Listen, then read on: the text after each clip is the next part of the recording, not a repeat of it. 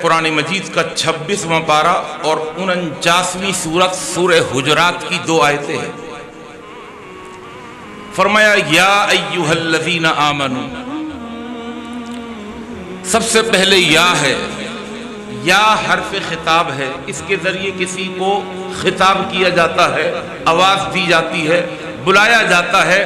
یہاں پر خطاب اللہ کر رہا ہے، مخاطب اللہ ہے اور ایمان والے مخاطب ہیں۔ آ رہی ہے بات سمجھ میں؟ اب یا حرف خطاب ہے، اللہ نے یا کے ذریعے سے آواز لگا دی، عربی جاننے والے جانتے ہیں۔ اس کے بعد اللہ نے فرمایا ای، یا ای بھی حرف خطاب ہے۔ اللہ کو پتہ تھا کہ کچھ لوگ توجہ نہیں کریں گے کہ ان سے ان کا رب مخاطب ہے، تو اللہ نے ایک دوسرے حرف ندا کے ذریعے سے پھر پکارا، او غافل انسان توجہ کر، تجھ سے تیرا اللہ مخاطب ہے۔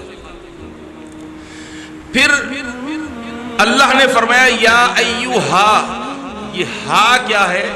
یہ حرف تنبیہ ہے، عربی گرامر جاننے والے جانتے ہیں، علماء اور طلباء۔ اللہ کو پتا تھا کچھ ایسے بھی لوگ ہوں گے جو نہ یا کے ذریعے توجہ کریں گے نہ ای کے ذریعے توجہ کریں گے، وہ غافل ہوں گے۔ ہا حرف تنبیہ کے ذریعے اللہ نے انہیں جھنجھوڑا، انہیں متنبہ کیا، انہیں غفلت سے نکالا کہ تم سے تمہارا رب مخاطب ہے۔ یا ایھا کا معنی سمجھ میں آ گیا؟